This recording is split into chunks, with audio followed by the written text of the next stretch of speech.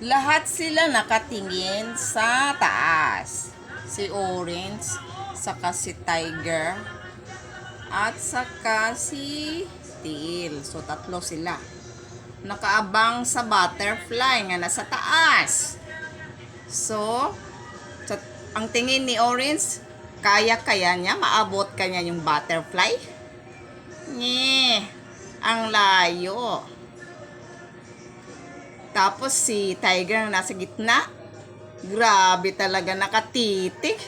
Pamatay titig talaga. Pero si Tiil nga nasa bandang kaliwa, relax lang. Relax lang.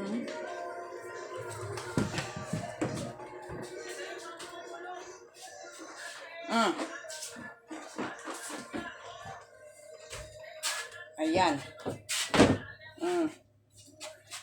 Hello, Tiil. Galaway kikig, minay.